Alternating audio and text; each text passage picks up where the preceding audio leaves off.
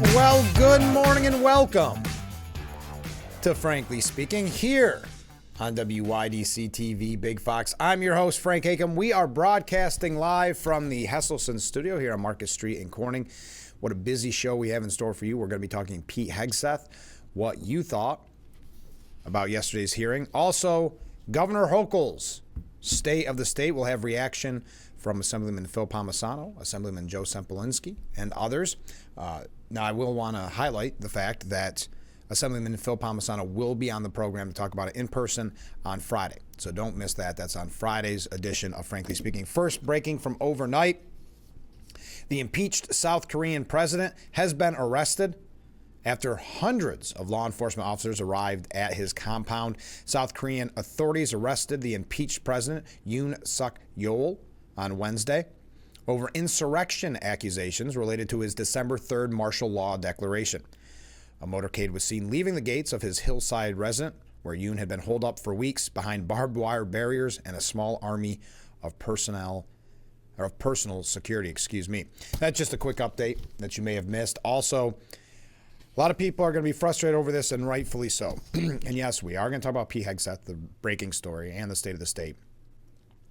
But there's an outrage at some of the things that President Joe Biden is doing as he exits stage left. And that is Biden has lifted Cuba's terrorism designation, drawing bipartisan outrage. Cuba's designation as a state sponsor of terrorism has been lifted by retiring President Joe Biden less than a week before leaving office, outraging both Democrats and Republicans who believe more stringent sanctions should remain in effect. He said he made the decision in deference to the Catholic Church's talks with the island's communist authorities on releasing political prisoners. Now, Biden did not directly say that. The White House said that in a statement. A Biden administration official told reporters, quote, "We view this as an opportune moment to do so, given the important dialogue that is taking place between Cuba and the Catholic Church with respect to political prisoners. We believe that the number of people to be released will be significant." Again, this drawing bipartisan outrage. The official added that we determined that there is a sufficient basis for the president to certify to Congress that Cuba has not provided any support for international terrorism during the preceding 6-month period, which is what the statutory requirement is for the decision. Marco Rubio, who will be at Capitol Hill today for his confirmation hearing, he's a Cuban American, if you're not familiar. He slammed the designation. Now, he also could reimpose the designation after assuming office. Ted Cruz said it was unacceptable on its merits. The terrorism advanced by the Cuban regime has not ceased. I will work with President Trump and my colleagues to immediately reverse and limit the damage from this decision. That was Ted Cruz. We condemn, Nikki Fried, the party chair, said we condemn in the strongest terms Cuba's removal from this list, as well as any possible lifting of economic sanctions, and call on the Biden administration to reverse course immediately. Again, that's Florida Democrat Party Chair Nikki Fried. Fried continued, while any return of political prisoners from the clutches of communist Cuba is cause for celebration, the regime's treatment of the Cuban people continues to be one of the biggest human rights violations of the last century. It would be naive to think that this negotiated exchange would signal a change in treatment for the Cuban people. So as you can see, this is bipartisan. GOP representative from New York, Nicole Malotakis, added, "Bad move. President Trump must reverse immediately upon taking office. Why does President Biden insist on rewarding bad actors, those who support our adversaries and those who oppress, terrorize, and murder their own people?" Which is a very, very good point. Biden's insistence on rewarding bad actors, which we've seen throughout his whole administration. So this should come, sadly, as no surprise. We're not going to go through the history here, but we will see where this goes with a new sheriff in town, as one person tweeted. President-elect Trump being sworn in on the 20th. Okay. Couple quick updates on the fires. Have you noticed that the media is trying to, again, cover, more so now as the days unfold for Bass as well as for Gavin Newsom. Gavin Newsom, again, going after Elon Musk and others, Donald Trump. It looks to me like Gavin Newsom, and I heard some quotes, and I don't normally read quotes kind of anecdotal. The New York Post was on the ground in L.A. Asking residents their thoughts on it. But there was a very good point that the people there seem to have accepted the fact that Gavin Newsom isn't looking out for their best interest, but looking out to save his now flailing political career, a political career that saw him at least towards the top, if not the top, of the Democrats' presidential wish list in 2028. So, Gavin Newsom was on MSNBC yesterday. Jen Psaki asked, how damaging is it when you have somebody with that type of platform who is next week going to be the president of the United States? Of course, she is referring to Donald Trump, is injecting inaccurate information about the worst wildfires in American history. It must be nice to be a Democrat on MSNBC to have, to just know you're going to get softballs. That's why it was still so shocking that Kamala Harris donated all that money to Al Sharpton before their interview, knowing full well that that interview was going to be a softball interview. But Newsom said, I have firefighters that went up to him and they had tears in his eyes after meeting Joe Biden, who was consoling them. I think that's an example for the incoming president. I've got to say, is that the same Joe Biden that during his speech on the wildfires said, good news, I'm a grandfather? Started the wildfire conference on that.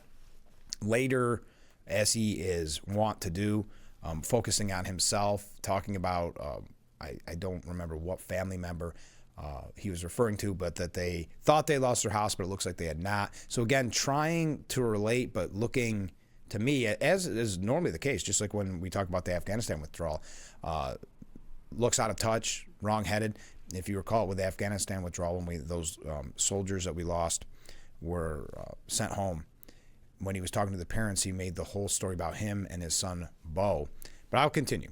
Newsom trying to portray Joe Biden still as the consoling president, the one with empathy, which I think, if anything, these last 4 years have proven that not to be the case. But what's not, I think, helpful or beneficial is a string of consciousness. These wild-eyed fantasies that somehow the state water project, we have reservoirs that are at or near historic heights, full, completely full, that somehow there's a magical spigot in Northern California that just can be turned on and all of a sudden there'll be rain or water flowing everywhere.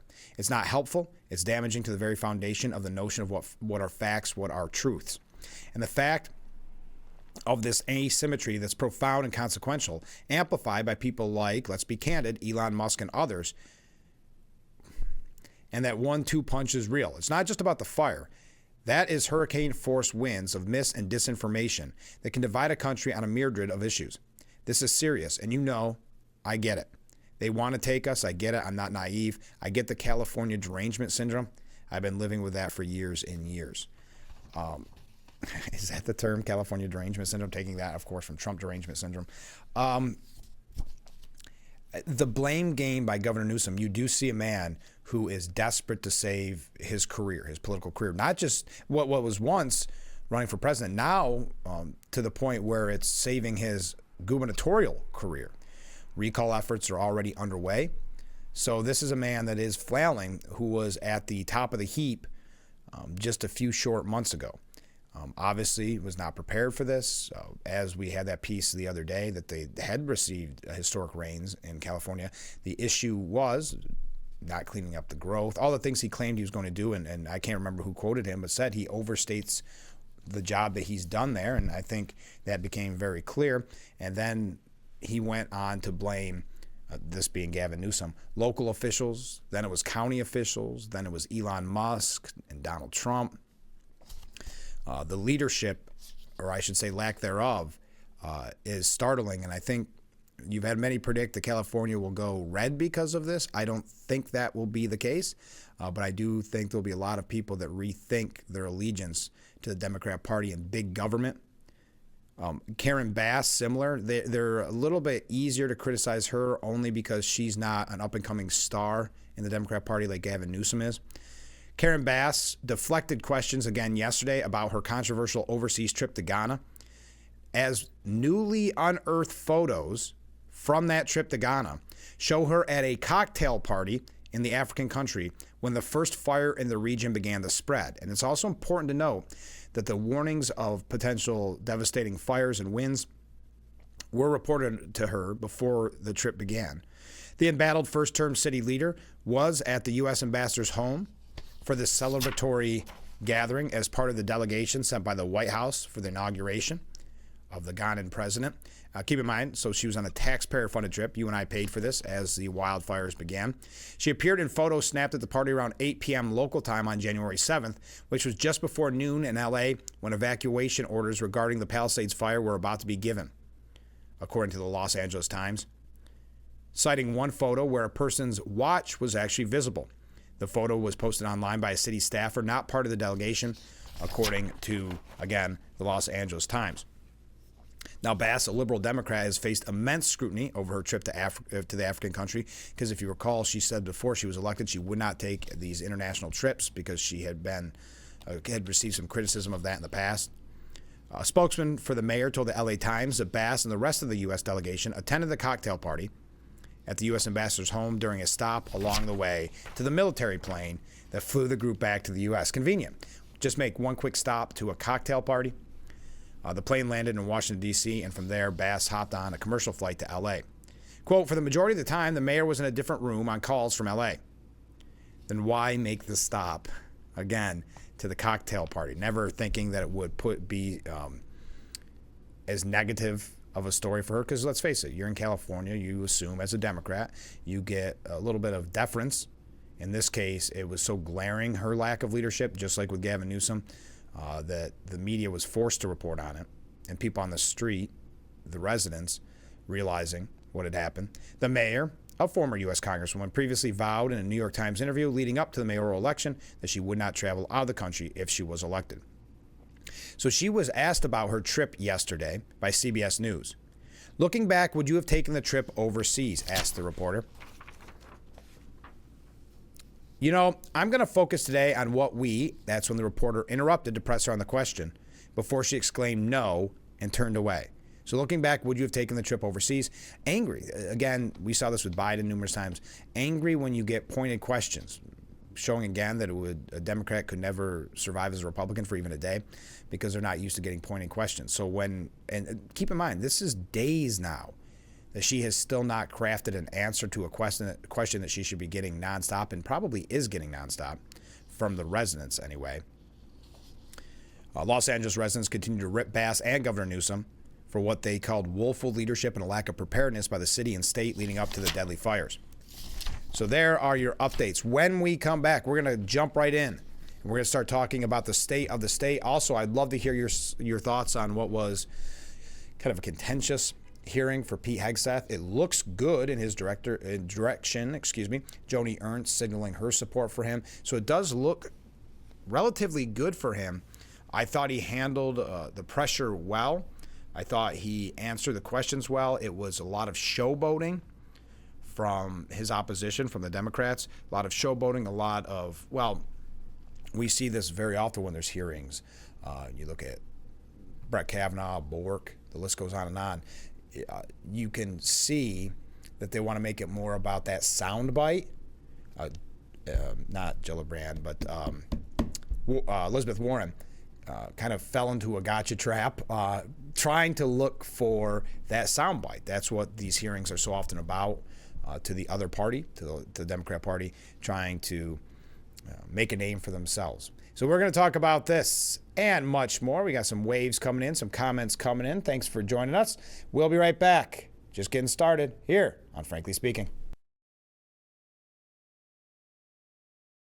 The Frankly Speaking Roof Cam brought to you by Boss Security in Horseheads. Contact them today for all your business and home security needs. Welcome back as we broadcast live from the Hesselson Studios. Some great comments coming in already. First off, Biden might be signing executive orders, but he just said he could have beat Trump and Harris could have beat Trump. He doesn't know the world he is living in. Obviously, it is a socialist communist that is actually running the country. So kind of the puppet strings idea that people have been saying for quite some time. But if you aren't familiar with that, his statement was so outlandish that even Jake Tapper admitted that, saying it made no sense. This is what Biden told reporters on Friday. I think I would have beaten Trump, could have beaten Trump. And I think that Kamala could have beaten Trump, would have beaten Trump. It wasn't about, I thought it was important to unify the party. And when the party was worried about whether or not I was going to be able to move, I thought, even though I thought I could win again, I thought it was better to unify the party. Take that for whatever you think it's worth. Okay, another comment from a different viewer. Good morning, Frank. Well, good morning. I watched the State of the State, and what a joke listening to Hochul talk about her upbringing. Then her saying that New York was terrible when she took office. Well, that's cutting down another Democrat, Cuomo. Yeah, she doesn't have any problem cutting down Cuomo. I think one reason is she perhaps is nervous about him getting in the race. Maybe not, but she doesn't. She blames Cuomo for a lot of her problems. And to Cuomo's point, or at least his spokesperson, she's no longer a bystander. She's been in there how many years? So it's time for her to take the blame and not keep pinning it on Cuomo, was Cuomo's kind of thought on it. And to some extent, he's right. I mean, she enacted the congestion toll. She could have gotten rid of bail reform, et cetera, et cetera. But she likes to blame Cuomo, so that doesn't come as a surprise. I like this comment from a different viewer. Trump was sentenced to 4 years of community service to the United States of America, thanks to Letitia James, Alvin Bragg, and Juan Mercan, Judge Juan Mercan. Thank you. I like the way you put that. It caught my attention, I'll tell you that. 5 takeaways from Hochul's State of the State. Let's take a look at this coming from the left, coming from the New York Times. Affordability was a top priority, according to the New York Times takeaway from the State of the State. Many of Ms. Hochul's most recent policy promises have focused on lowering the cost of housing and childcare. She described a handful of cost-saving measures, including a statewide tax cut for residents making less than $323,000 and rebate checks from surplus tax revenue. The rebate checks, this to me signals her concern about the 2026 election. And I'm not the only one saying that. I think the New York Post did a piece, which we'll get to later on, saying that you can tell by her speech she's scared. The Democrats' historic losses in November and her polling disastrous. That's why she's talking about these things, but nothing will really be done. This is a mere show. Handling crime and mentally ill people was a close second. Their mark could have easily come from Mayor Adams or former Mayor Rudy Giuliani. Quote, "We cannot allow our subway to be a rolling homeless shelter," she said Tuesday. She proposed updating the standards for who qualifies for involuntary hospitalization under state law. The goal, she said, is to help people who do not, quote, "possess the mental capacity to care for themselves, such as refusing help with the basics, clothing, food, shelter, medical care." She also wants to change laws relating to court-ordered outpatient treatment for people with mental illness. Legislators and advocates tracking the subject said her comments were not specific enough for them to understand how the changes would work. Carl Hastie, the Assembly Speaker, said, "We have to deal with the mental health crisis. But this is another one where I always say to you, the heck is in the details." He supports the efforts, but has said that many Democrats will not want to infringe on homeless individuals' civil rights. So already signaling that nothing will be done. That's why we still have bail reform. That's why we still have the disastrous public safety issues. The 2026 midterm primary cast a shadow, according to the New York Times. The specter of electoral politics loomed large over Tuesday's address, and not just from the governor's vantage point. Representative Mike Lawler, a Republican who has not shied away from talks about challenging Ms. Hochul, appeared in Albany to condemn the governor's record, which we're going to quote later on. He did a press conference, but one of the quotes before, I don't want to completely move on, but one of the quotes is, "Taking thousands of dollars out of New Yorkers' left pocket and then putting $500 in their right pocket is not a tax break. It's an insult. And it's precisely why millions of New Yorkers have headed for the exits." That's a great point from Mike Lawler, a representative congressman who, as they said here, has not shied away from making his intentions known that he will challenge Hochul or perhaps Richie Torres, because it looks as if Richie Torres speaking out about yesterday's State of the State as well. There will be a primary. New York's old cities can expect a much-needed cash infusion as well. This coming from the State of the State. The troubles in her adopted home of Albany. They're going to focus on downtown, outdated New York State Museum, and other homeless issues. And interestingly enough, there was no mention of Trump's second term. Now, if you recall, Hochul and Letitia James made sure to get out ahead of things, which I think was very foolish and very hurtful for the state of New York, which is as Trump was elected, day after election day, gave that press conference basically disavowing Trump. You can't imagine that's going to get us a lot of help from the feds if we need it. New York stands to bear the brunt of much of President-elect Trump's second-term agenda, from his pledge to deport millions of undocumented immigrants to his promises of retribution against political enemies. When has he promised that?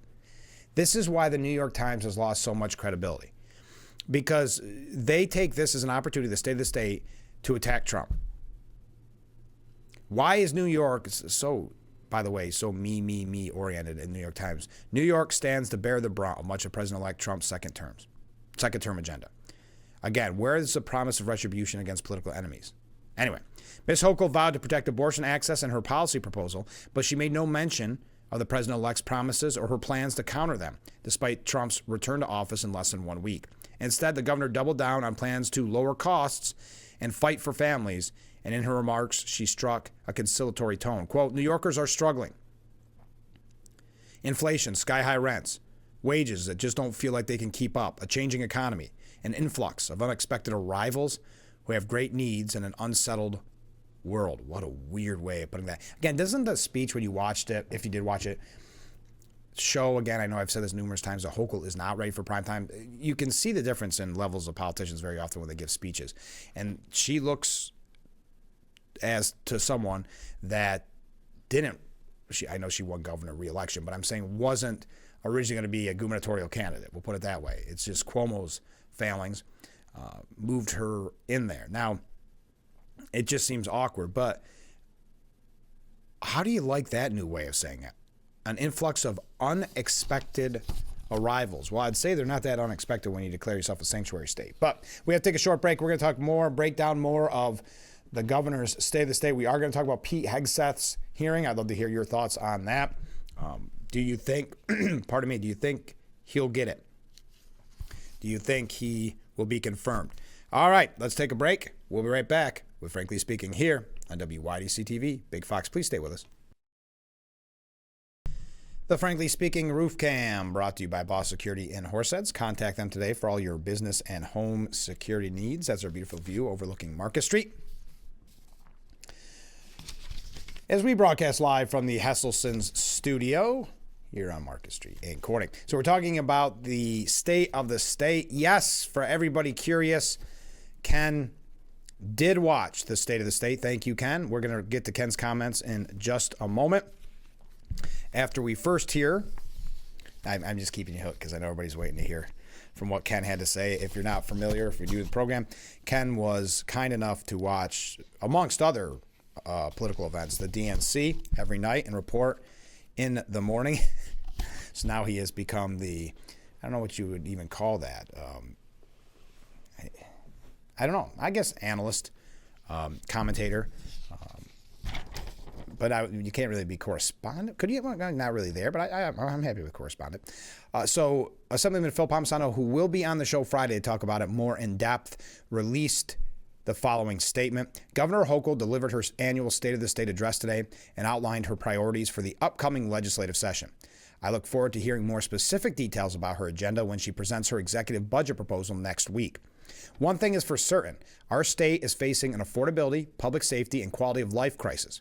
We cannot continue on this dangerous and reckless path of unsustainability and out-of-control spending and debt, costly job-killing taxes and regulations, crippling inflation, rising energy costs due to a radical energy climate agenda being advanced, and the continuation of violent crime in our local communities, all of which have helped contribute to the New York's nation-leading out-migration problem. Again, if you're just joining us, this is Assemblyman Phil Palmisano. I, along with my Assembly Republican colleagues, will continue to advocate for common sense policies that prioritize public safety, fiscal responsibility, job creation, and economic development, affordable and reliable energy, and improving the quality of life for New York families and businesses. If Governor Hochul is serious about reversing the affordability, public safety, and quality of life crisis facing our state, she will present the legislature with a budget proposal that is fiscally responsible and addressing the concerns and financial struggles New York families and businesses are facing around our state. I urge the governor and legislative leaders to work with us in a bipartisan manner during the upcoming year to address these critical issues. So that's the Assemblyman Phil Palmisano. Also, Assemblyman Sempolinski reacted. I'm sorry, I'm just looking at the time because I want to get to Ken's comments, but that might be coming up in the next segment. Ken was kind enough to watch the State of the State. I did too, but we'd like to hear Ken's point on this. Joe Sempolinski, by the way, he will be on the program next Thursday, so mark your calendars for all these shameless self-promotion here on Frankly Speaking. Assemblyman Joe Sempolinski had this to say about the State of the State.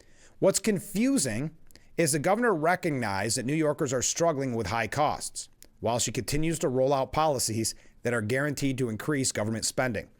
It's time for some positive change. The solutions are simple. Reduce the tax burden on New Yorkers, cut government spending, and improve public safety by prioritizing the needs of law-abiding citizens over the needs of law-breaking criminals. I'm going to reread that because I got tongue twisted.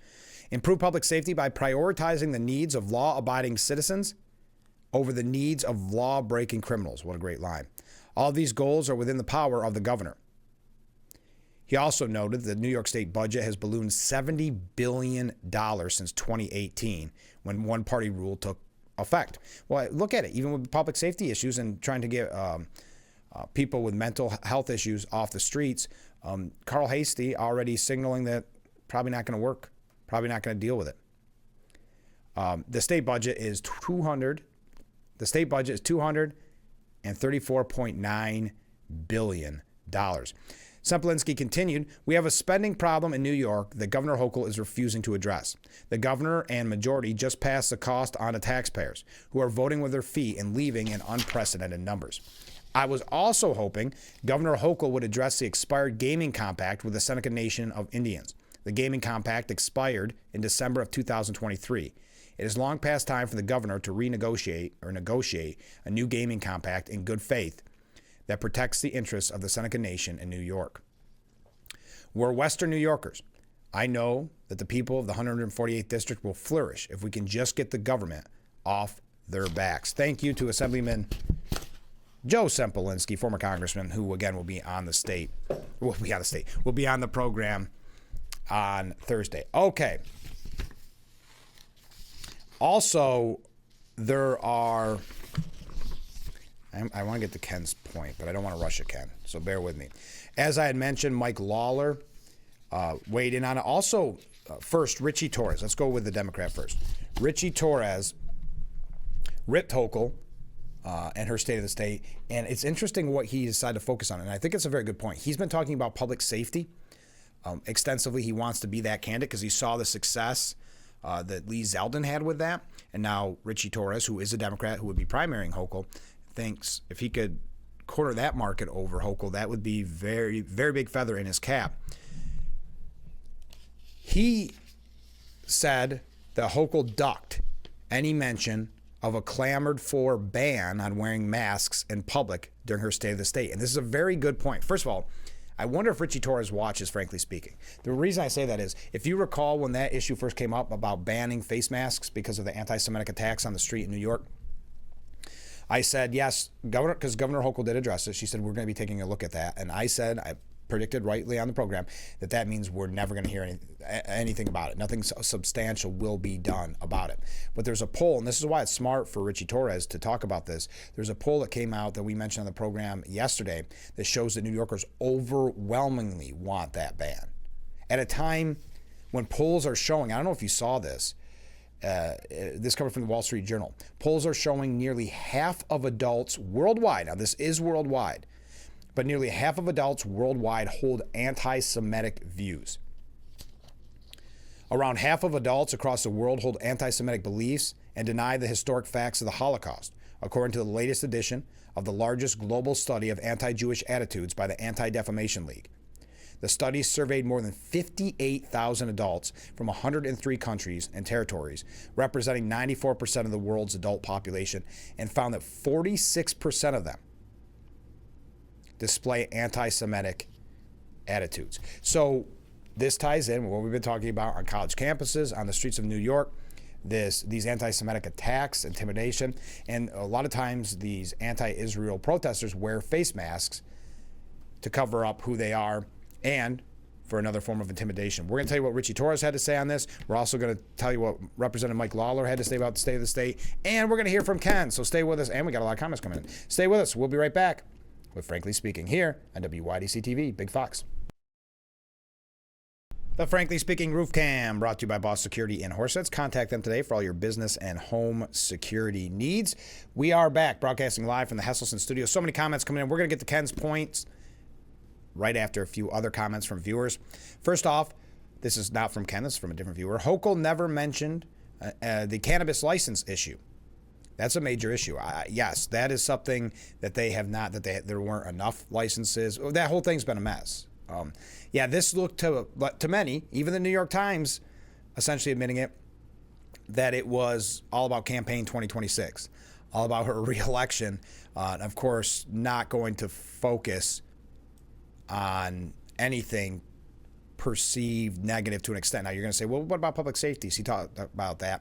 Yeah, she has to. At that point, if she wants to win in 2026, she's going to have to speak out about public safety. She won't. That doesn't mean she's going to do anything, but it means that she's going to have to speak out because that's what Lee Zeldin did so effectively and won the Republicans the House and also damaged Hochul politically. Okay. Comment from a different viewer. Oh, this was a nice one. Good morning, Frank. Good morning. I'm going to count that on my wave list.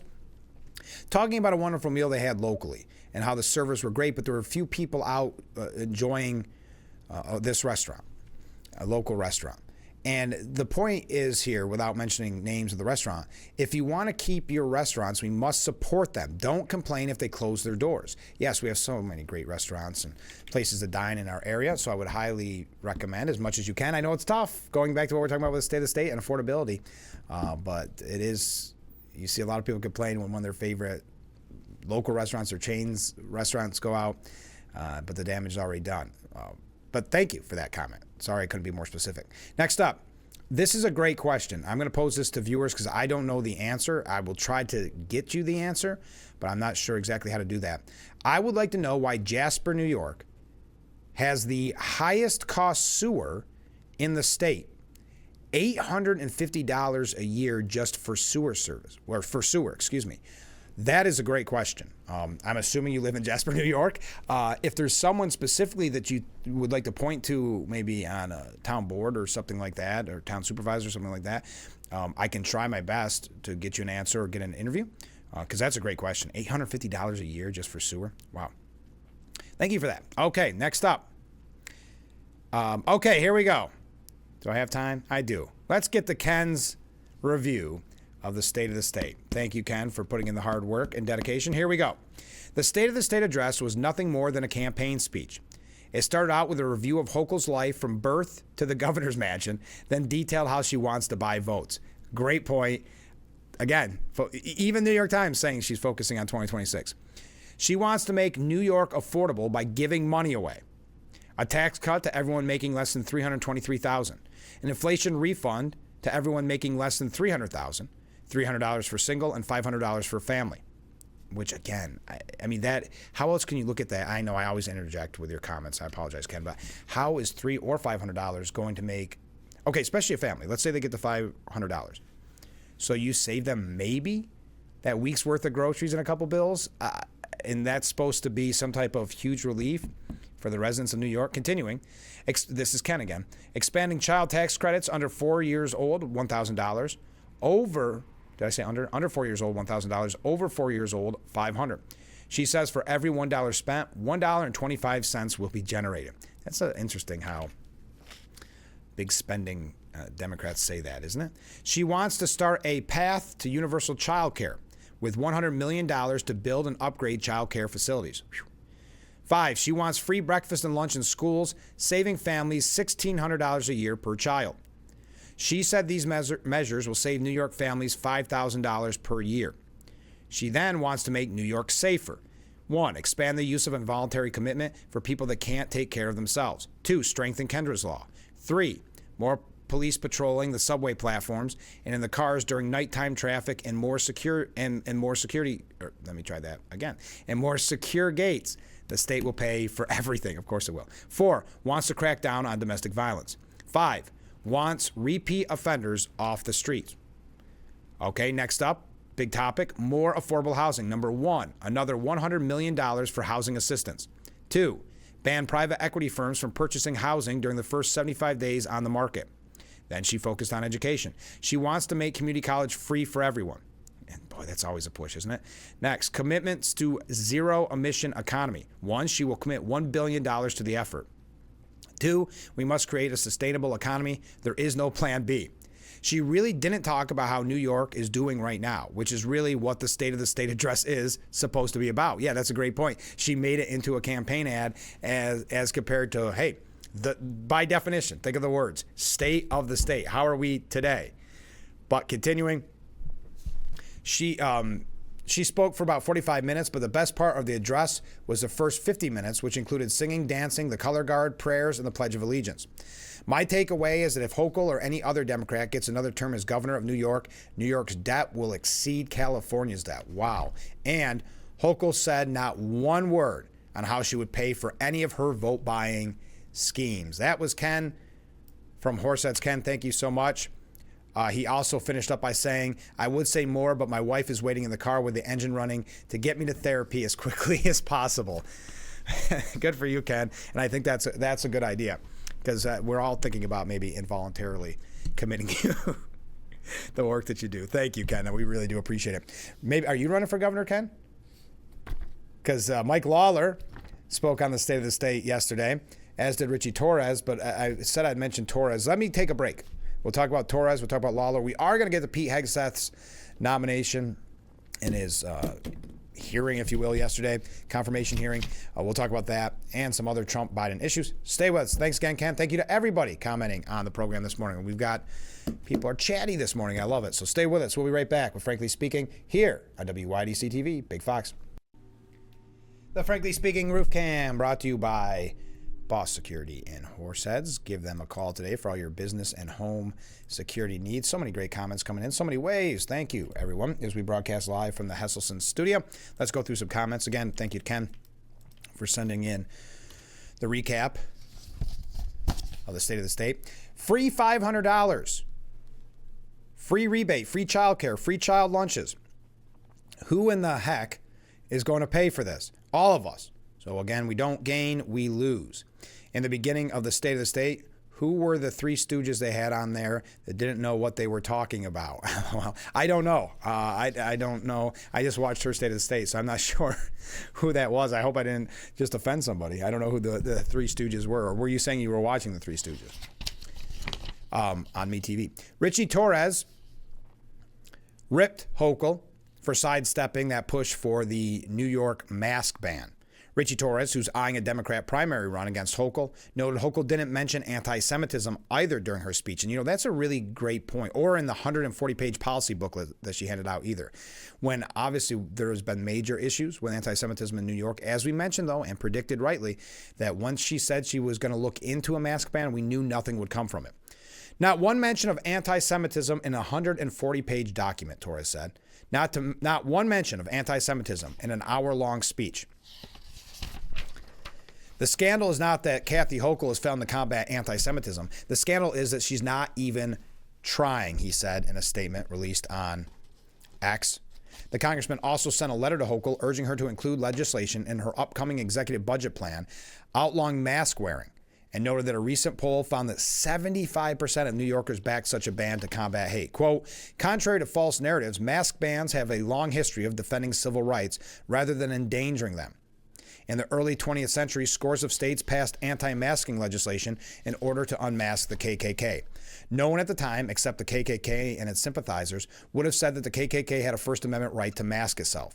The people of New York need decisive action from a governor who's been absentee in the fight to unmask hate. So that is Richie Torres, who looks to primary. Governor Hochul. Now on the Republican side, Mike Lawler, who's been pretty vocal about him wanting to run for governor. This would be on the Republican side. He stood beside New York legislative Republicans Tuesday morning to criticize Hochul and Democrat policies ahead of her State of the State address. So this was actually ahead of that State of the State. I'm sorry, I was thinking this was after. But he said, Kathy Hochul is a feckless and failed governor who needs to be replaced in 2026. In Washington, I was proud to be rated the fourth most bipartisan member of Congress, thanks to a record of truly finding record ground between Democrats and Republicans to solve problems, like raising the deduction for state and local taxes, which we will get done in this Congress, or fixing our broken immigration system and securing the border, combating anti-Semitism, stopping congestion pricing, cracking down on crime, and standing with our police. Now, if you're wondering if he's going to run for governor, keep in mind that, number one, he's touting his record there. Whatever you think about, well, let me ask you that question. I don't want to sound biased. We've seen Lee Zeldin do a great job running against, now didn't ultimately win, but a great job against Hochul. We saw Trump make huge inroads in New York in November. Do you think, just out of curiosity, and there's two thoughts to this, do you think someone touting their bipartisanship or maybe pushing a more moderate message, is that what's needed for what is going to be a long shot for a Republican to win governor? Or do you think it is more of a Trump style? I'm not saying someone trying to mimic or ape Donald Trump. I'm just saying a more tough talking, maybe more conservative politician. I don't know. I don't have the answer for that. I do think touting bipartisan, most people say, well, that's smart because you're trying to win votes in New York City. But keep in mind, look at the votes that Trump got in New York. So I don't know if that's the best road. That's not to criticize Mike Lawler. We're just playing a mind game this morning, thinking about 2026 already. So we'll keep an eye on what Mike Lawler has to say in the future. He did have that op-ed just the other day in the New York Post. Lawler said it's no secret he's looking to be the Republican nominee to challenge Hochul and will make an official decision whether to jump in the ring or not later this year. We cannot continue down the path where New York leads the nation in out-migration. I would say, as a Republican, later this year could mean anything. It could mean February, I know. But we really got to get ahead of the game on this. Republicans have a pretty long history of, in my opinion, waiting too long to pick the candidate or to at least have a front-runner candidate for governor. So I wouldn't wait too long. I think we need to hit the ground running. And I'm not sure what the time frame is, but later in the year, it'd be interesting to know what exactly that means. I know nothing would be official until next year, but what I'm saying is he's campaigning a little bit now, but let's get it may not even be him. At the end of the day, there might be other candidates to jump in, but we've got to kind of rally around someone quickly, I believe. Wow, we got a lot of comments coming in. So Hochul's, well, how am I doing? No, let's take another break. And then we're not just going to talk about the state of the state. We have one or two more quick things to mention with it. We're going to read your comments. Maybe it'll touch into a little bit of the next hour, but then we got to get to Pete Hegseth. There's so many takeaways from that as well. I'd love to hear your thoughts on that. Sometimes contentious hearing. There's more hearings today. We do have a couple things here about Trump. I see they're trying to go after Elon Musk, the Biden administration, one last time on their way out the door. What is the SEC going after him? With something about X or Twitter. Oh, and we're going to talk about the inauguration. Because yesterday we had the story early on that Carrie Underwood would be performing at the inauguration. And as to be expected, there was pushback to her. We're going to talk about that. And a little bit of pushback with the Village People. I couldn't think of their name for a moment. The Village People. So we're going to talk about Pete Hegseth, the inauguration, and wrap up the State of the State here when we return. So stay with us. This is Frankly Speaking here on WYDC TV, Big Fox. The Roof Cams brought to you by Boss Security and Horsets. Contact them today for all your business and home security needs. Beautiful morning here on Market Street as we broadcast live from the Hesselson's studio. A couple comments from viewers. What does the FEC do? I thought there were laws making it illegal for politicians to buy votes. Biden, Hochul, and every Democrat in America has tried this, and no one does a thing. It is a fair question. But look at it even like when you have some of these star rebates, things like that. Everything always happens to come out right around the fall, right around voting time. So I understand you're You're upset. I get it. Comment from a different viewer who sounds jaded, like me when it comes to Republican gubernatorial candidates. It will take a major disaster for a Republican to win New York governor. New York City decides that. Don't hold your breath. Thank you. I understand your point of view on that. But Lee Zeldin did do a good job. And I think it's encouraging because you can't give up on the state. I think it is encouraging the inroads that Donald Trump made. Now, the New York Post editorial board says the state of the state, it showed Governor Hochul make clear how deeply worried she is. How deeply worried she is about her reelection. She feigned concern about voters' top issues like crime and affordability, yet offered little reason to hope for progress on either front. She said, "Your fight is my fight," which may sound good on paper, but don't be fooled. Her proposed tax cuts supposedly are better than nothing, but they're far too small and limited. Her inflation refund amounts to $500 or less, though Biden inflation has reduced real incomes by thousands a year. And inflation has permanently hiked prices. Her checks, funded by your taxes, are a one-off bribe. Plus, Hochul pretends she's addressing affordability. Right. After slapping a new $9 tax on anyone driving into Manhattan below 60th Street. Facing public fury over dangerous, mentally ill people plaguing the streets and subways, the governor calls for an expansion of involuntary commitment and strengthening Kendra's law, which mandates treatment. Yet her past clashes with lawmakers suggest she won't win meaningful fixes there either, and we've already seen Carl Hastie signal that. On crime, she's singing a new tune. Unlike when she nearly lost the 2022 election after claiming it wasn't an issue at all, now she says, quote, "The chaos must end." She's promising more cops on subways and wants judges to stop the rinse and repeat cycle of offenders being released. Again, fine words. But to end recidivism and drive crime down, she needs to deliver major fixes to the laws fueling crime. Cashless bail, raise the age, etc. And she won't touch those issues with a 10-foot pole, and she does show her weakness in this and her lack of fight.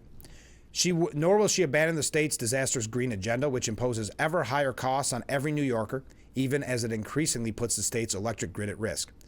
And she's fine with horrific public schools. She offered no plan to raise or scrap the cap on public charters, which outperform them. The governor did call for free school breakfasts and lunch, even if those who can afford it, free community college and universal child care, all to be funded by you and me, the taxpayer, which the state already faces $15.6 billion in structural red ink.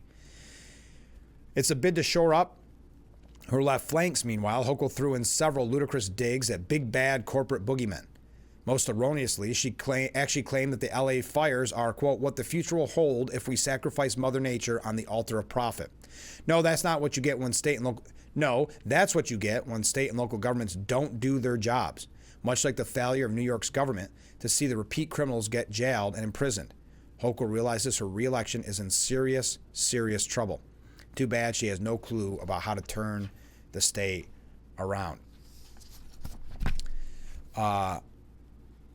So we got, look at the waves. Thank you for that. We got a couple comments coming in, and we do have to, good morning, Frank. Hey, good morning.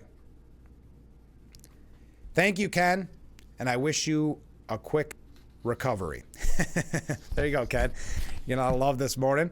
Thank you for watching the State of the State. I'm not sure what your first, maybe that was a typo, but you use what? But yes. Thank you, Ken, and I wish you a speedy recovery. That's funny. Look at all the waves. Thank you, everybody. We're talking about the State of the State. We're going to wrap that up at the top of the hour with what Rob Ortt had to say. Just quickly, Rob Ortt is the minority leader of the New York State Senate. Then it's on to Pete Hegseth, who I think came out very confident yesterday. Now with Joni Ernst signaling her support for him, it may have been a good day for Pete Hegseth. Your thoughts? Did you watch it? Your overall view of that confirmation. We're also going to talk, so we'll probably go State of the State, Pete Hegseth, and then a little bit about the inauguration and whatever else we could get to, because we're already 1 hour down and just 1 hour left with a lot to talk about. So stay with us. We'll be right back with Frankly Speaking after this.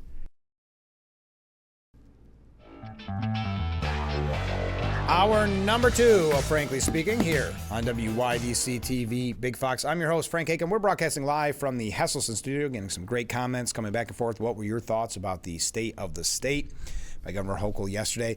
Rob Ort, he is the minority leader of the New York State Senate, said Hochul's State of the State address was another display of empty promises and political posturing. Beneath the rhetoric lies the harsh truth. This administration and the far-left legislature majorities continue to fail New Yorkers. Instead of bold solutions, Hochul doubled down on the same disastrous policies that have made our state unaffordable, unsafe, and unlivable. Though the governor frequently talks about affordability, New York remains the highest taxed state in the nation. Skyrocketing property taxes are squeezing family budgets, small businesses are strangled by red tape, and residents are fleeing at record paces. Kathy Hochul's solution? More spending and the bureaucracy.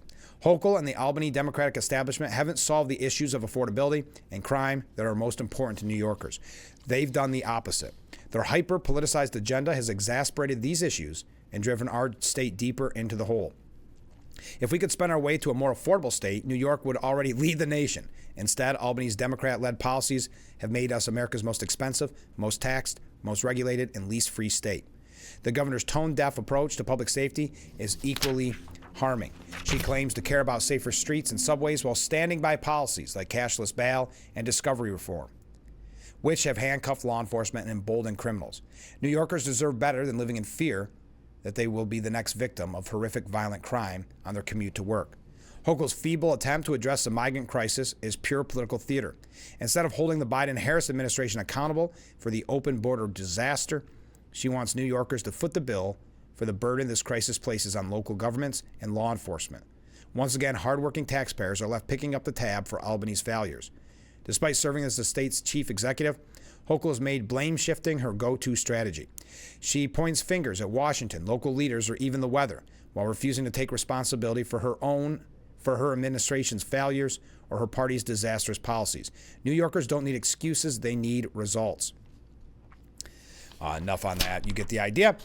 Just wanted to wrap up our discussion on the state of the state. So yesterday, Pete Hegseth, he is confident that he's fit, to be the next defense secretary.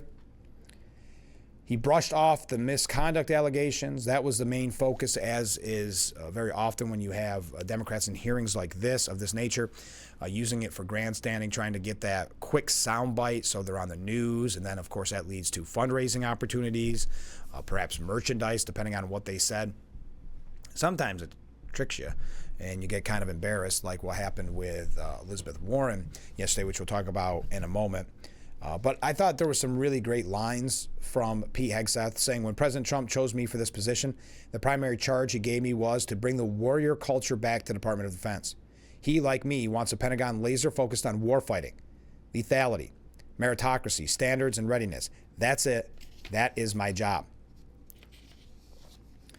At least one person was assured that the Pentagon nominee had improved his standing and did very well today. That is Senator Tammy Duckworth. Now, he did receive what you could probably call unanimous disapproval from Democrats. That was no surprise. Hegseth repeatedly pledged to rid the Pentagon of woke Biden administration policies such as climate change and diversity, equity, and inclusion initiatives.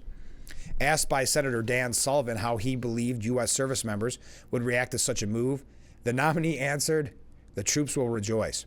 They will love it. They will love it." And we've already seen it in recruiting numbers. We've already seen a surge since President Trump won the election of recruiting the Army's interests. He also talked about how he was not able to serve at President Biden's inauguration in 2021 for having a, quote, Christian tattoo, which is the Jerusalem cross, because he was branded as an extremist by a fellow soldier. Hegseth said his Defense Department would focus on lethality and warfighting, while also being ready to deter and prevent wars if necessary. There was some back and forth where, well, we're going to do the takeaways. I don't want to read all of just kind of a rundown of it. We're going to do some of the takeaways. We're going to see what some people had to say about his hearing yesterday. It was very interesting. You had Code Pink. Boy, that's the name I hadn't heard in a while. Remember, Code Pink used to be a big kind of heckling protest group back specifically. I recall during the George W. Bush administration. So I guess they're back. The nominee was given time to respond to what he called a coordinated smear campaign against him. The Pentagon nominee's lawyer previously said Hegseth was effectively blackmailed during the Me Too movement into paying off his accuser. I was falsely accused in October of 2017 and was fully investigated, and I was completely cleared, he said, dismissing all anonymous accusations. Now, Tim Kaine, who, boy, let's not get into personal topics, but didn't look that great. Tim Kaine, of course, was Hillary Clinton's running mate. They're not anonymous, Tim Kaine retorted at one point. We have seen records with names attached to all of these, including the name of your own mother. If it had been a sexual assault, that would be disqualifying to be Secretary of Defense, the Virginia Democrat said. You and I have both seen the FBI background investigation, said Senator Jack Reed. I want to say for the record, I believe the investigation was insufficient. Trump's nominee responded flatly that he was not in charge of the FBI background check, which all cabinet appointees must undergo. And by the way, Senator Mark Wayne Mullen, well, we'll talk about what he had to say. He didn't like the hypocrisy in the room yesterday. But CNN, I like to do this because CNN and then Fox, they both did their takeaways. Let's see how different they are. CNN, of course, a left organization. Democrats press Hegseth on the 2017 sexual assault allegation, as I mentioned. Senator Mazie Hirono, by the way, is getting a lot of pushback because of the way she handled the questioning. We may get to that a little bit later on. But Hegseth responded to her question saying, I was falsely accused in October 2017. It was fully investigated. I was completely cleared. Hirono responded, I don't think completely cleared is accurate, noting his lawyer has said he entered into a non-disclosure agreement with his accuser as part of the settlement. He then responded, Senator, I was falsely charged, fully investigated, and completely cleared. Yeah, boy, Tim Kaine went very personal attacks. That's what they were hoping for. A very personal type, discrediting, if you will, attacks on him. But Hegseth stood strong, saying they were anonymous smears. I'm not going to go through the back and forth. You've seen it. Hegseth dismisses the allegations as a coordinated smear campaign. So far you see that CNN's two takeaways are about the personal attacks, not anything to do with the job in the Pentagon, coming from Democrats. Interesting. Democrats press Hegseth over comments on women in combat. Gillibrand got involved. Our Senator Gillibrand got involved in that. He accused Hegseth of denigrating active duty service members, pointing to his past comments saying, we need moms, but not in the military, especially in combat units. If you are saying that women shouldn't be serving in the military, and I'm going to read you on your quotes, because the quotes themselves are terrible, you will have to change how you see women to do this job well. And I don't know if you are capable of that. Hegseth responded that he never disparaged women who serve in the military and said that he had personal experience of instances of standards being lowered, pointing to examples he was told by others while writing his book, The War on Warriors. No fireworks from Joni Ernst. So that was something I guess CNN expected. CNN also said Hegseth was pressed on policy issues, including war crimes and torture. Republicans dismiss allegations as anonymous while Democrats press for more. We're going to talk about what Mullen had to say over that, specifically because they question if he was an excessive drinker. Now, when we come back, we're going to read, wow, people are talkative today. Thank you so much. We're going to read some of your comments. We're also going to take Fox News', because that was CNN's. Fox News put 5 takeaways together. The top 5 moments, if you will, of the confirmation hearing. Then we're going to get to what some people are saying. Do you think he will be confirmed? How did you think he did yesterday? Because that was, well, some people saying that was perfect. That was the perfect way to start off these hearings because he was so cool, calm, and collected, and that he hit it out of the park. I heard someone on Fox News saying that yesterday. There's a great leadoff hitter. Because the Marco Rubio one probably won't be as contentious. It will be, but this was a lot of grandstanding. This was a lot of people trying to make their name. And you got to remember, too, this is a Fox News host. So there's a lot of anger in that room from the Democrat side against Pete Hegseth. So that was a lot of grandstanding at that hearing. We're going to talk about it when we come back. Read your comments. Stay with us. We'll be right back with Frankly Speaking here on WYDC TV, Big Fox. The Frankly Speaking Roof Cam brought to you by Boss Security in Horseheads. Contact them today for all your business and home security needs. A couple comments from viewers as we broadcast live from the Hesselson studio. Hochul didn't mention a way to stop the buses coming to take the illegals back. She didn't really focus on too much of that. Oh my gosh, we have so much. You know what? I'm going to come back to your comments because I went to get some more tea and I didn't have a chance to read through all of them, but we will mention them coming back from the next break. So 5 moments from Pete Hegseth's Senate confirmation. According to Fox News, Hegseth's emotional opening remarks where he thanked his wife and other family members for supporting him. Thank you to my incredible wife, Jennifer, who has changed my life and been with me through this entire process. I love you, sweetheart, and I thank God for you. And then he began to choke up. And as Jenny and I pray together every morning, all glory, regardless of the outcome, belongs to our Lord and Savior, Jesus Christ. His grace and mercy abounds each day. May his will be done.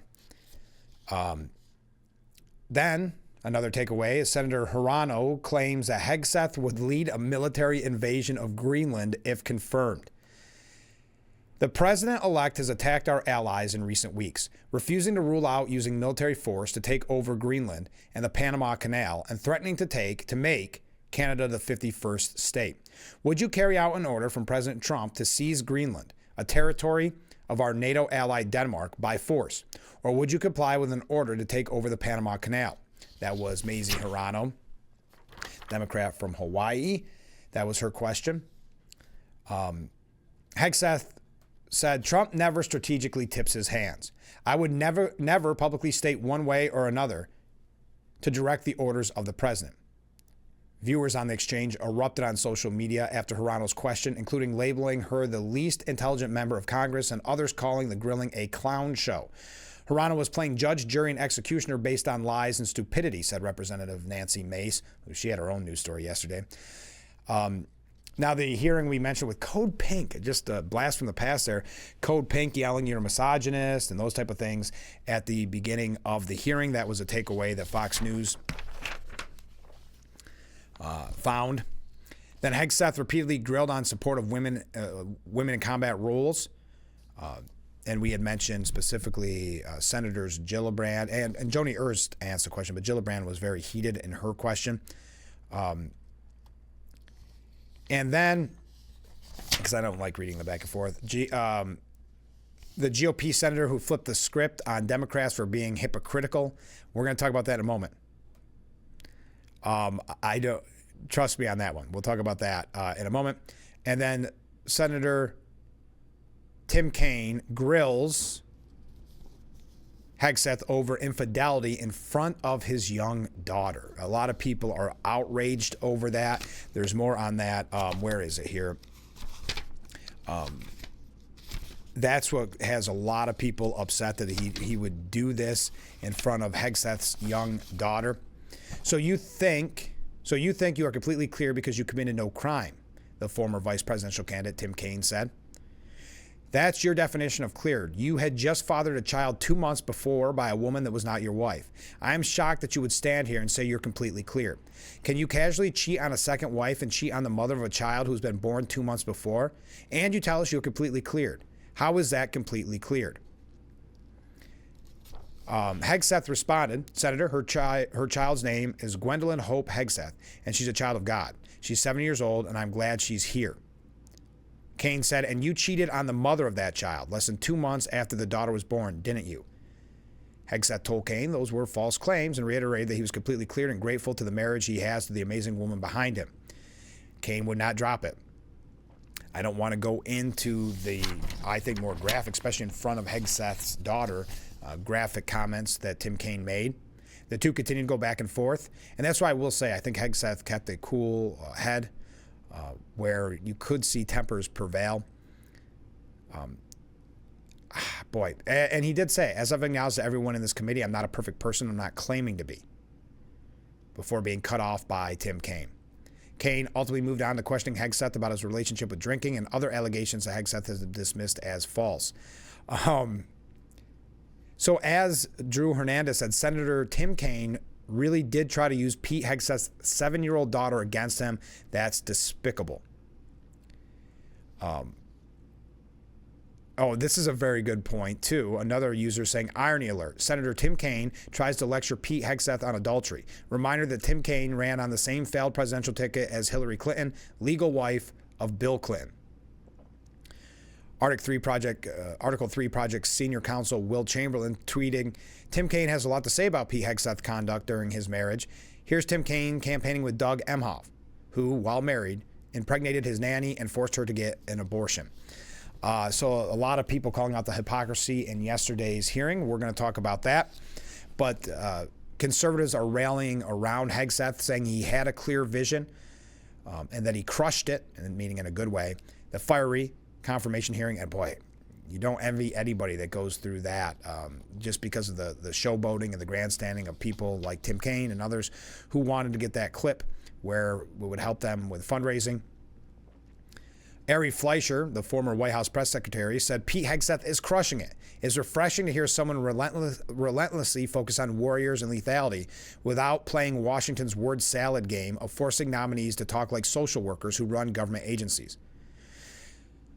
Bradley Devlin said the Senate likes to claim the hearings as serious, deliberative acts of policy making and statesmanship. But many Senate Armed Service Committee Democrats' behavior during Pete Hegseth's confirmation hearing revealed the sad truth that most Senate hearings, confirmation or not, are kabuki theater. Well, and it's a way for them to attack him on personal issues, to think that those gotcha moments, where again, they can fundraise off of it. Many people saying that the job that he did was magnificent. We're going to talk about what Scott Jennings from CNN had to say a little bit later, but he did say they didn't lay a glove on Hegseth today. Why do Democrats send their dumbest members to these important committees? That was Scott Jennings from CNN. Ben Carson said the hearing has made two things abundantly clear. One, the left remains fully committed to the disastrous, woke, weak, and failed policies that were soundly rejected in November. It's actually sad. Two, Pete Hegseth is going to be a fantastic Secretary of Defense. This is how it's done. Okay. As I mentioned, it started off kind of contentious with the Code Pink protesters screaming, "You are a misogynist," as it all began. He did great, though, just talked right through it. There were some awkward questions that he was asked. Hegseth fought back on all the accusations against him that he views women and minorities as inferior, including LGBTQ individuals who he has previously said should not be allowed to serve in the military. He later said the dumbest phrase in military history is "our unity is our strength." No, our shared purpose is our strength. Our shared mission is our strength. We talked about Mazie Hirono. A lot of people are taking away. Okay. There was some questions about the job that she did and her kind of nastiness towards this. Hirono saying, "I hardly think you're prepared to do the job," which is not a question. I don't want to keep going through all these. We have so many comments coming in. Let me take a break. Then when we come back, we'll read your comments, some other things that are being said about the confirmation hearings yesterday. I do hope to have a chance to mention the inauguration, because wait till you see what Joy Behar from The View had to say about Carrie Underwood. Shocking. So stay with us. We'll be right back with Frankly Speaking here on WYDC TV. Big Fox will be right back. Thank you again to Boss Security for bringing us the Frankly Speaking roof cam with our beautiful view overlooking Market Street as we broadcast live from the Hesselson studio. Okay. If you're just joining us, we did talk about the state of the state earlier, so that some of these comments are in regards to that. These are comments from viewers. I would like to know more about how, Hochul, and this is with the Chinese agent. Yeah, where did that story go? The Chinese spy embedded in her administration, and she didn't know. I would say alleged. I know that the person has denied it, but why don't we know more? Hochul claims she didn't know. She's lying. She knew exactly what was going on. One initial story and poof, it's gone, never to be spoken of again. This is what's wrong with America and New York State. Remember, she also worked, the alleged Chinese agent worked in the Cuomo administration as well. Okay. Comment from a different viewer. To make the state safe, we need to begin a grassroots campaign to depose the corrupt government and begin to take the law into our hands and impose instinctual knowledge of justice. We need a campaign. We need a grassroots campaign to root out people like Alvin Bragg, Letitia James, to make the justice system. And I think that's what's so exciting about the nominees that Trump has picked, because he said, they always say he wants to go after his political enemies. Not the case at all. What he's saying is we've got to bring the justice system back to meaning justice, to not use it to go after our political enemies. Okay, next up, different comment. Democrats threw the FBI under the bus, saying they only investigated what Trump told them to investigate. Just like the last 4 years, they only did what Democrats wanted. Time they work for the people, not politicians. Thank you for that point. Another comment. I'm not sold on Lawler. That's Representative Mike Lawler, who is making it pretty clear he wants to run for governor of New York State. I'm not sold on Lawler. There is something I don't quite trust. I listened to him on Fox Business with Maria Bartiromo, and my, we'll say, baloney alert went off. And I'm afraid, of course, even an imposter with an R has got to be better than Jokel. And I would vote for him. I'd like to see another real conservative run, but it won't be me. Good. Well, sorry to hear that you're not running. Another comment. So many hypocrites. Tim Kaine looked flushed like he had a rough night himself. People who live in glass houses shouldn't throw stones. I think Hegseth will be confirmed, but they have to make it obnoxious and miserable as possible. It's politics, unfortunately. And that goes to your point about glass houses. Where is it? I'll jump ahead because I don't want to miss this. Here we go. Senator Mark Wayne Mullen. If you missed this, boy, you missed a show. He called out Democrat senators. This is what he said. There's a lot of talking about qualifications, and then about us hiring him if we are the broad. But I don't know. Sometimes this gets typoed, but there's a lot of senators here, and I want to have on my board because there's no qualifications except your age. And you got to be living in the state and you're a citizen of the United States to be a senator. So basically saying there's many on that board not qualified. In fact, we got to convince a lot of people to vote for us. And then we start talking about qualifications for, if you're qualified for it. Could the chairman tell me what the qualifications are for the Secretary of Defense? Mr. Chairman, could you tell me what the qualifications are for the Secretary of Defense? Let me read it to you. Because there's a lot about qualifications. I think it's so hypocritical of senators, especially on the other side. I'll be talking about his qualifications, and yet your qualifications aren't any better. You guys aren't any more qualified to be senator than I'm qualified to be the senator, except you're lucky enough to be here. But let me read you and what the qualifications of the Secretary of Defense is, because I Googled it and went through a lot of different sites, and really it's hard to see. But in general, the U.S. Secretary of Defense position is filled by a civilian. That's it. That prompted laughter in the room. If you have served in the U.S. Army forces and have been in service you have been retired for at least 7 years, and Congress can weigh that. And then there's questions that and the senator from Massachusetts brought up about serving on a board inside the military industry. And yet your own secretary that you all voted for, Secretary Austin, we had to vote on a waiver because he stepped off the board of Raytheon. But I guess that's okay because that's a Democrat Secretary of Defense. Then he blasted Tim Kaine, buckle in, here we go, who said, he started bringing up the fact that what if you showed up drunk to your job? That's what Tim Kaine asked Pete Hegseth. So Mullen said, how many senators have showed up drunk to vote at night? How many of you guys asked them to step down and resign for their job? And don't tell me you haven't seen it because I know you have. And how many senators do you know have gotten a divorce for cheating on their wives? Do you ask them to step down? No. But it's for show. You guys make sure you make a big show and point out the hypocrisy because a man's made a mistake. And you want to sit there and say that he's not qualified. It's so ridiculous that you guys hold yourselves as this high standard and you forget you've got a big plank in your eye. We've all made mistakes. I've made mistakes. He said he thanked Hegseth's wife for loving him through that mistake because the only reason why I'm here and not in prison is because my wife loved me too.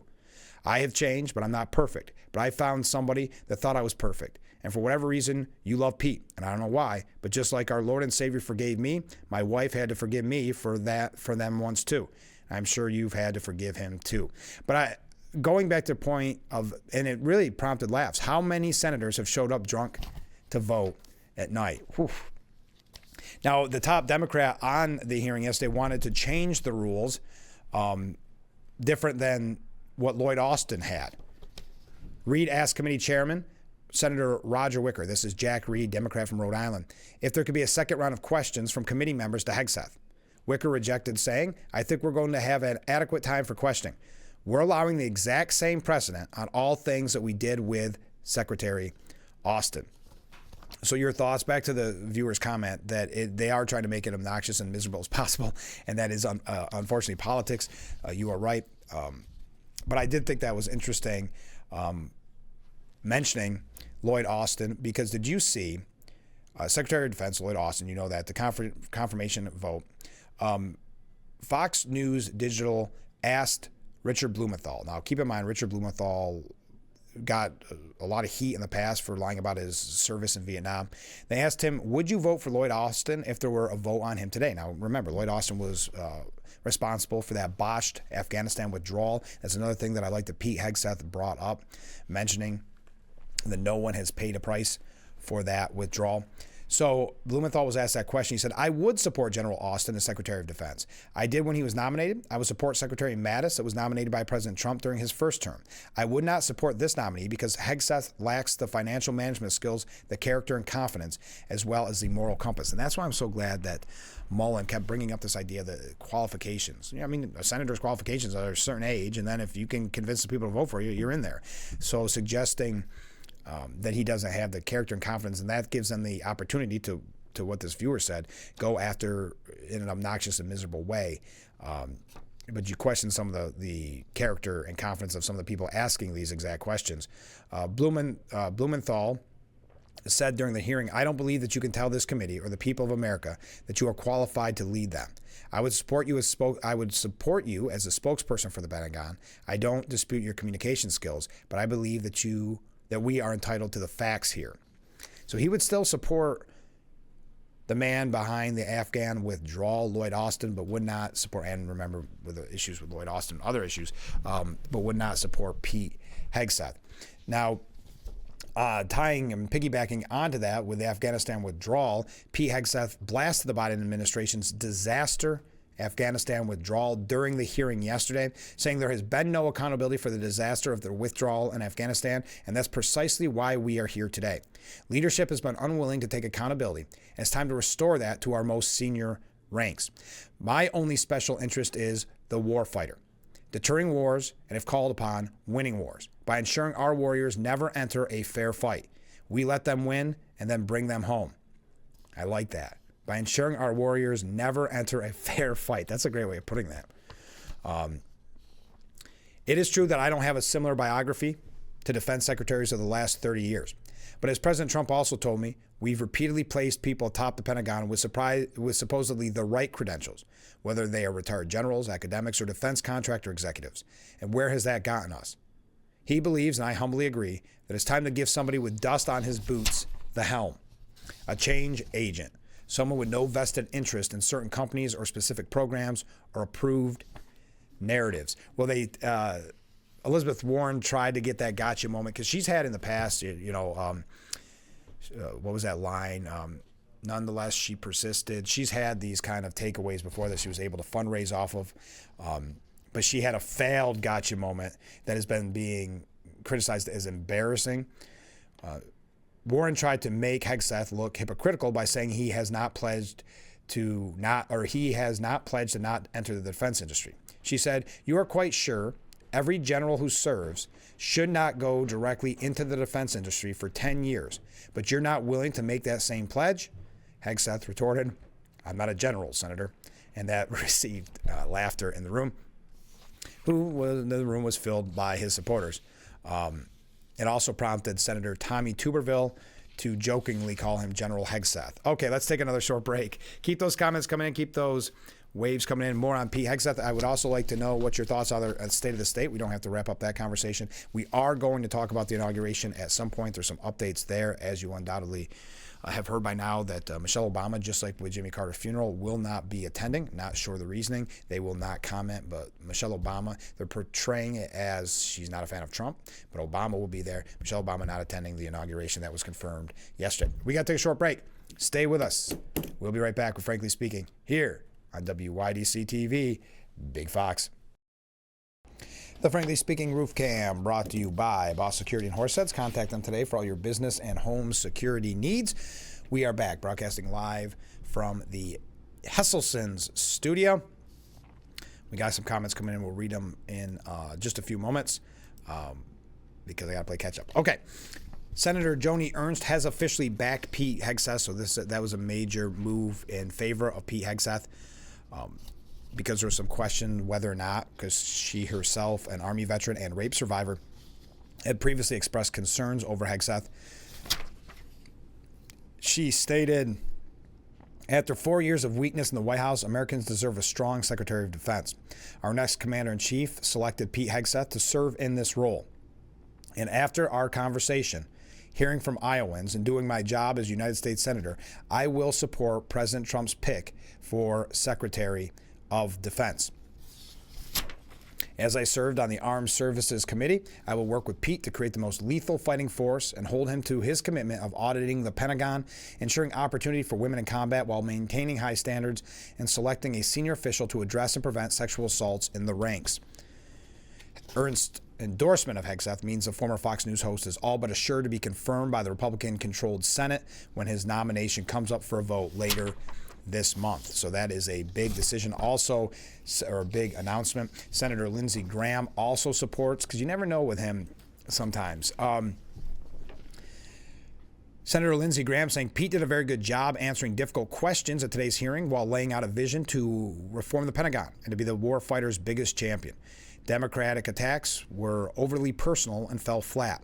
It was clear Pete was more prepared for the hearing than my Democrat colleagues. With today's performance, I believe Pete Hegseth's path to confirmation has been assured. Now, there is one, they're saying centrist Utah Senator John Curtis, who may not, but again, that doesn't affect the numbers here, but he's one that's trying to look for the attention that we see very often when kind of bucking your own party. He says he's undecided on Pete Hegseth, and he also needs more information on Tulsi Gabbard. So they did a whole profile on him, just like he wanted at Politico. Questioning nominees, he said, is not going against the president. In my view, that's actually helping the president. You want your trusted people around you to tell you what they're seeing. I think it's not only consent, it's advice. Well, I can't give the president advice if I've not thoroughly investigated and understood every moving part to his nominee. And this is why, just to show you kind of the ego of senators, saying that basically Tulsi Gabbard hasn't come visit him. He sharply noted that Gabbard, unlike Hegseth, has not yet met with him and compared his views on her nomination to a blank sheet of music. The biggest problem for me is she's been so low profile. The others have come to my office. And so if you go back to that analogy of a sheet music, her sheet music's pretty blank for me. I need more information to start filling that in. So think of the ego there. Could you imagine ever saying that? Well, I don't know. She hasn't come spoke to me. I had mentioned Scott Jennings earlier. He's the kind of lone conservative at CNN. He did a very good job during the election, if you recall. We quoted him quite frequently. He said, in short, I think Pete Hegseth kicked their you-know-whats today. I mean, it wasn't even close. They didn't lay a glove on Hegseth. No mistakes, calm, cool, collected. He raised a good point. I was appalled at some of the ways these senators handled themselves and some of the lines of questioning. I mean, Tim Kaine, well, I'm not even going to tell you what he called Tim Kaine in his questioning of Pete Hegseth. Yes, Tim Kaine really got relatively graphic with his questions. It's also kind of shocking to see him. But, and I don't want to quote exactly what he said, but actually using his daughter at a point to kind of try to demean Hegseth. Hegseth was cool in the face of this unhinged questioning. They made him look good today. It would be difficult for a Republican to vote against Hegseth after the Democrats' unseemly mudslinging today. And before the thing even started, you had to like code pink, protest or freak show trying to disrupt the hearing. That's the Democratic base, by the way, which probably explains why the Democrats on the committee acted in such a bizarre and unprofessional way. Clearly, Hegseth was well prepared. So, today, Pam Bondi is to testify before the Judiciary Committee. That is today at 9:30 a.m. The former Florida Attorney General Pam Bondi, Trump tapped her to lead the Department of Justice. That will begin today. Rubio is going to pitch his foreign policy credentials to the Senate as he vies to become America's top diplomat. Though Rubio does not expect to get off easy in front of the panel of his colleagues, posed to pressure him on everything ranging from the war in Ukraine to conflicts in the Middle East, trade war with China, et cetera, et cetera. So that's what we're seeing there. It is a busy day of confirmation hearings for Trump cabinet nominees. So you have Rubio is going to go after kind of the global order he is today. Pam Bondi will most likely have to address a lot of questions about January 6th and political prosecutions. Amid attacks from Democrats over its content, Trump on the campaign trail disavowed Project 2025. That'll be a question that they ask a lot. And a sea change at the Energy Department. So that is what we have here. That's a quick update on the confirmation and about Pete Hegseth's confirmation hearing yesterday. We're going to talk about the inauguration when we come back. Wrapping things up. Man, this show is going quick. I see a lot of comments coming in as well. Try to get to as many of them as we possibly can. Thank you to everybody weighing in on the state of the state. It's not too late to talk about that. Governor Hochul's State of the State address yesterday. Obviously, you can still talk about Pete Hegseth. You can talk about any of the issues of the day. You see the number on the bottom of your screen. Please be a part of it. And we'll be right back with Frankly Speaking here on WYDC TV, Big Fox. The Frankly Speaking Roof Cam brought to you by Boss Security and Horseheads. Contact them today for all your business and home security needs. We are back broadcasting live from the Hesselson's studio here on Market Street Recording. A couple comments from viewers. The look on Pocahontas' face was priceless. Oh, that's in reference to Elizabeth Warren. Made it worth watching. Not really. Yeah, she did not expect that in that gotcha moment. That was kind of, she thought a setup and it did not, well, it failed. A comment from a different viewer. Yesterday's joke at the Senate proved that several of the Democrat senators are just filled with hate. Hate that will blur their vision and judgment. That will cause failure and harm to the American people. It actually already does. Thank you for that comment. Comment from a different viewer. Good morning, Frank. Well, hey, good morning. I want to thank Ken for taking another one for the team. He has bravely saved us all the cost of a new television, blood pressure medicines, and countless doctor visits. Maybe a GoFundMe page for Ken. Thank you. Yes, thank you again to Ken, who gave us a rundown of Hochul's State of the State.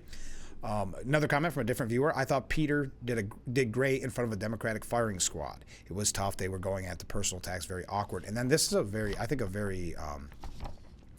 interesting take on this to this viewer. At least Hegseth acknowledged his daughter by her name, unlike the current occupant of the White House, who never mentioned his granddaughter, until backed into a corner. Yes, and still reluctantly did it, begrudgingly did it. Only did it to save Hunter. Nothing's been done. They've never met. Joe has never met his granddaughter in that case. So that's a very astute point. Thank you for that. So Speaker Johnson has ordered the Capitol flags raised to full height for Trump's inauguration. There was a lot of people online gloating. And it was very awkward because obviously they were at half-mast. They still are for Jimmy Carter. But there were a lot of people online that obviously not Trump supporters were saying, good, can you imagine they're going to be at half-staff, how appropriate, and, kind of for whatever reason thinking that that's a winning talking point, and really were kind of giddy over this. But Speaker Johnson has issued a pause for the 30-day flag lowering. The Republican leader's decision means that President-elect Donald Trump will not take the oath of office for his second term under a half-staff flag, a prospect that he had previously complained about. It mirrors actions taken in recent days by some Republican governors who have announced the flags in their states would be raised on Inauguration Day to mark Trump's second term. Obviously, that was not announced in New York State. The 30-day flag lowering period set into motion with President Biden's initial order affects flags at federal government buildings and their grounds, as well as the U.S. embassies and other facilities abroad, including military installations and vessels. It runs through January 28th, which encompasses Trump's inauguration and first week in office. In line with Biden's orders, governors throughout the country issued their own orders to govern flags in their respective states. Trump wrote back on January 3rd, Democrats are all giddy about the notion the flags will be lowered on Inauguration Day.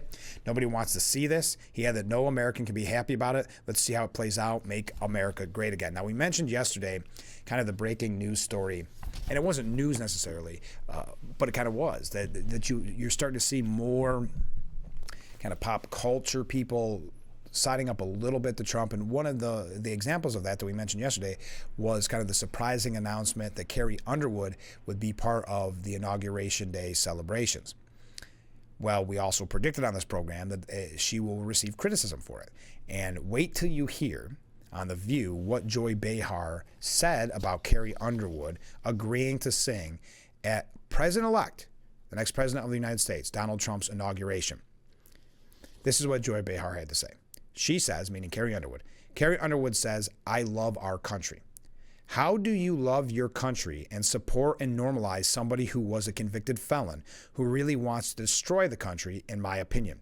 I don't understand how you say you love your country at the same time that you normalize this convicted felon. So you see, Joy Behar really loves the idea of the convicted felon.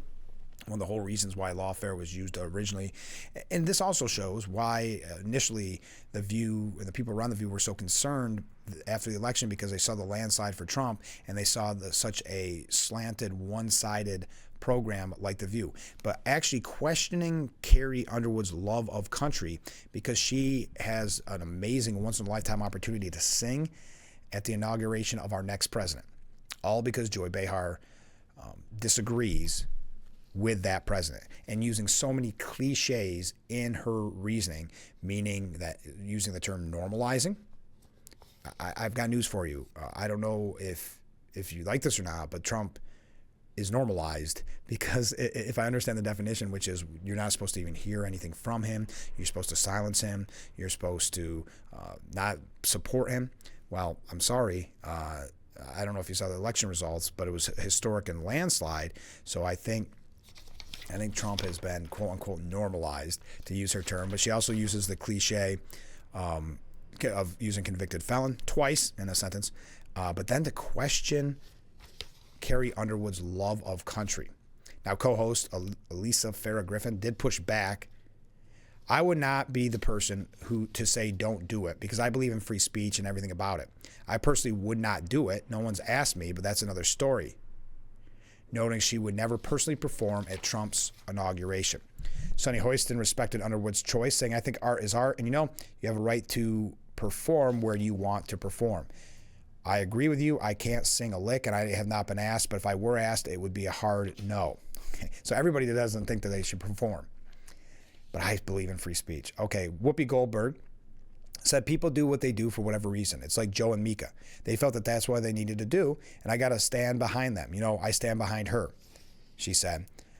Now, if you did not hear the exact quote from Underwood, she said, "I love our country, and I'm honored to have been asked to sing at the inauguration and to be a small part of this historic event. I'm humbled to answer the call at a time when we all come together in the spirit of unity and looking towards the future."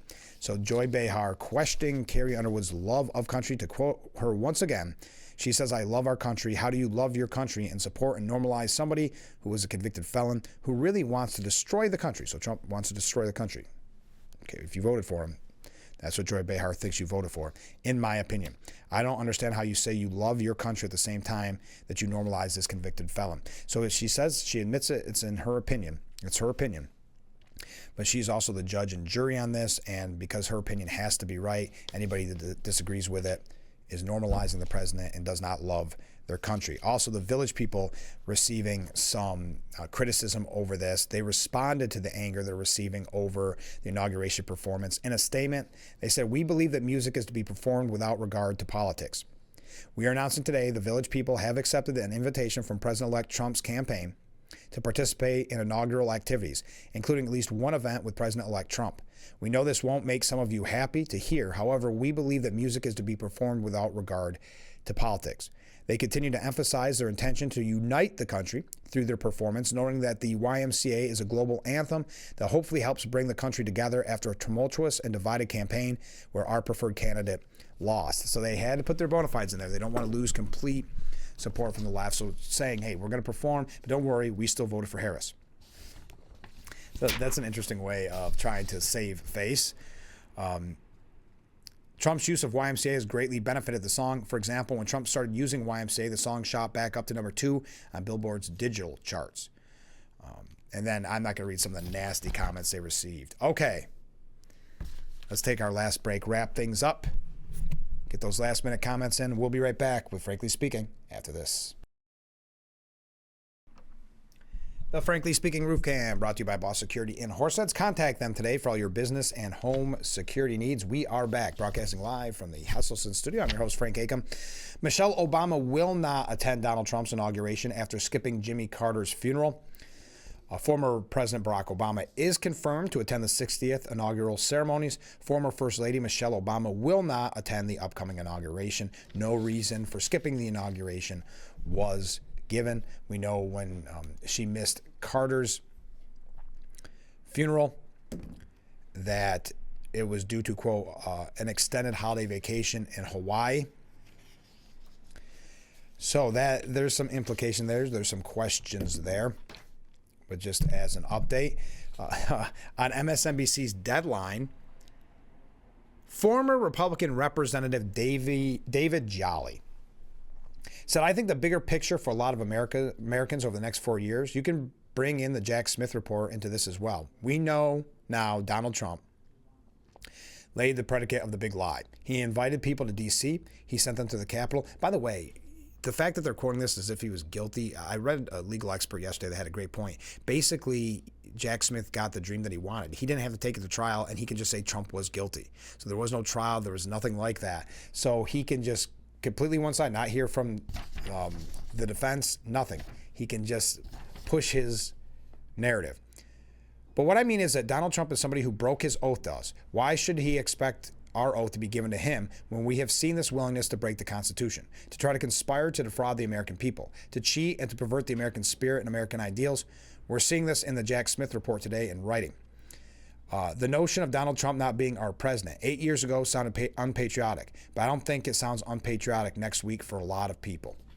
So to say, not my president. Okay. Now, Elon Musk and Jeff Bezos. Oh, let me try it again. Elon Musk, Jeff Bezos, and Mark Zuckerberg are going to attend Trump's inauguration. I read this morning that they're going to have front row seats. They will have a prominent spot at the ceremony, seated together on the platform with other notable guests, including Trump's cabinet nominees and elected officials. The three tech titans have all made attempts to earn favor with Trump in the past year, led by Musk donating more than $250 million in campaign funds to help elect Trump. The CEO of Tesla and SpaceX, and the co-founder of a new Trump administration advisory body called DOGE. You know all about that. Now, Amazon contributed $1 million to the inaugural fund, et cetera, et cetera. On the way out the door, lame duck Gary Gensler has now sued Elon Musk. He's the head of the SEC over the late disclosure of Twitter's stake and parting shot. Right, pettiness out the door. Trump announced yesterday, oh my goodness, completely out of time. Trump announced yesterday the creation of the External Revenue Service. That'll be looking to collect foreign-sourced revenue. I forgot to read comments. Thank you for all the comments that we had. I had a whole list of them here, but I'm completely out of time. Make sure that you join us tomorrow. I forgot. I'm coming back from break. I really apologize. So many of them. Great ones, too. We will be back tomorrow morning, starting at 6 a.m. for Frankly Speaking, only on WYDC TV. Big Fox will see you tomorrow morning bright and early. I look forward to it already. Have a great day, everyone.